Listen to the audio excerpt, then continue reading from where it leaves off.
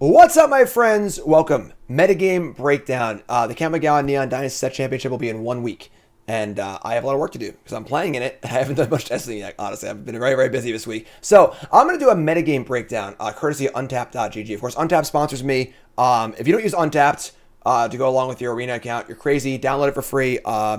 Untapped.gg. Use my link, please, in the YouTube description or in the chat. The feature we're about to look at is a premium feature. So this is a paid feature because it's looking at kind of weirder formats, but well worth it. And of course, there's tons of free features as well, which is awesome. So we're gonna go to metagame here, and we're gonna take a look at the metagame of historic best of 3, because we're looking at trying to figure out what's gonna be good for the set championship.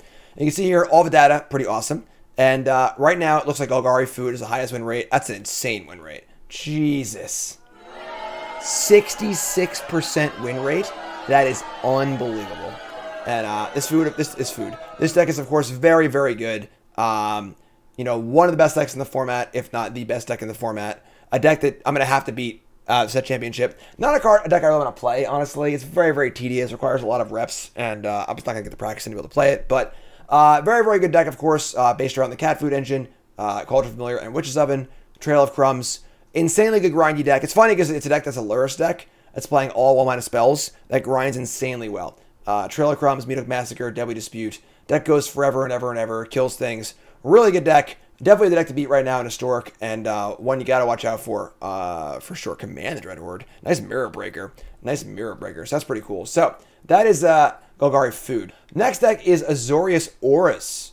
And this is a deck that I'm strongly considering for the set championship. I've played it a lot already. You saw it in my Bronze to Mythic run. In my Mythic run to Mythic number 1. This is actually just my list. People are just playing my list from that run. This is almost my exact list. With the Spell Piercer's main deck, Karametra's Blessings.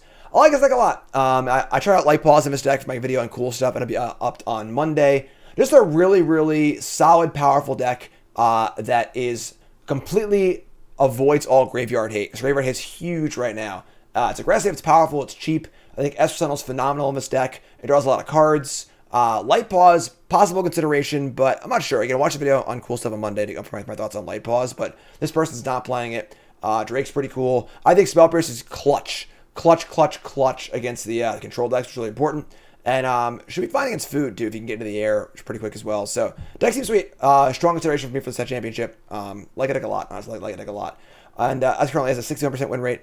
Up next is 5-color Niv, a deck that I don't like very much. Kind of a cool deck, obviously, a lot of flexibility. Breathing Territorial Kavu is very good. And this card actually makes me more interested in this deck because this deck was, without it, I think the deck's too slow. It doesn't pressure enough. But all in all, just kind of a clunky deck. Pretty bad against Mystical Dispute. Just like kind of a hodgepodge of cards. It can just stumble on the draw.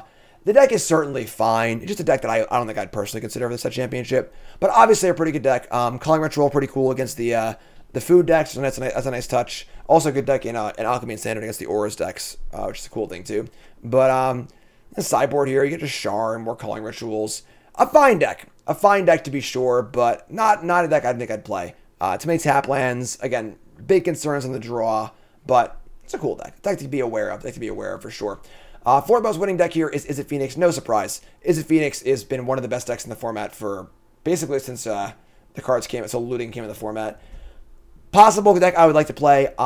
Just very comfortable with it. This is a pretty stock list here. Nothing too crazy. I think Crackling Drake is the nut. I would not play this deck without 4 of this card. 2 main, 2 board. It is the best card in the deck against Graveyard Hate. Super good card. Super good card. And the new spell lands are pretty cool in this deck as well for a little extra flood insurance. Nothing crazy here. Very stock, very normal looking deck. Like having a few bounce effects. Narcissus is pretty good. Love the introduction of Sylvan Sea and Sky here. Just a good card. There's no Merfolk in the entire deck, but just a creature that lives through Anger of the Gods and a lot of their removal spells in the format and doesn't use the graveyard. And again, one big thing I think is really important here is that you gotta play a deck with a plan against Graveyard Hate because Graveyard Hate is everywhere. So that's Phoenix. Coming in number 5 here is Rakdos Sacrifice, as if you weren't done with Cat Ovens. Now, there was a different version of a Cat Oven deck. This is a newer deck based on a lot of Kamigawa and Neon Dynasty cards. Ani Cult Anvil gives you a little redundancy on the whole oven plan, as well as Synthesizer. So, taking out a few of the green cards. It doesn't necessarily grind as well as the Trail of Crumbs deck does, but it's much leaner. Epicure, a little more aggressive too. Epicure, Synthesizer, Onicult Anvil, just a little more forward, a little more damage. A little less reliant on Meat of Massacre also. I think this deck is just worse than the Golgari Food deck. It's kind of like the new deck that everyone's trying out right now, but I don't think red really gives you enough. I don't think Synthesizer is better than Trail of Crumbs, and Anvil is certainly fine. Epicure is also just like kind of eh, but a new deck to watch out for sure. And then coming in at number 6 here is Azorius Control. We've seen a lot of versions of this deck. There are versions right now that are playing Lotus Field, and versions that aren't playing Lotus Field. I've played Lotus Field version a lot. The green mana of the last deck is to activate this Squirrel. The activation cost on Squirrel.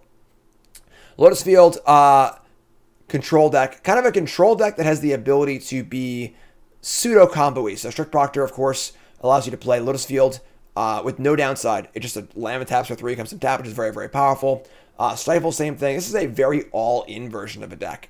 You don't usually see 4 Stifles, nor do you usually see 4 Strict Proctors. Usually it's much more control-based. This is a more combo-based version of a deck. Of course, no way to actually find Lotus Field.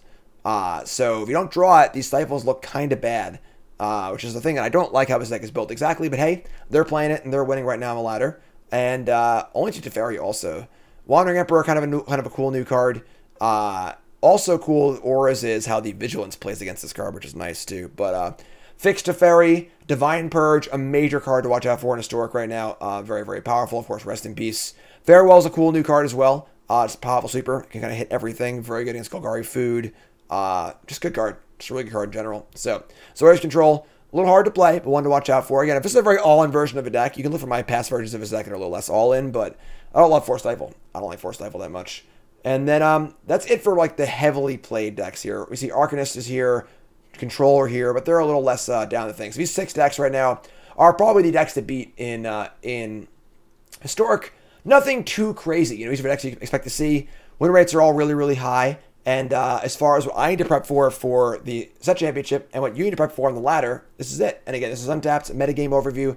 I'm doing it for Alchemy too. But if you enjoy this on content on YouTube or on Twitch, let me know, please, because it's a new thing I haven't done this before. YouTube folks, love you, like, comment, subscribe, and again, download Untapped for yourself. Use the link in the description or in the chat.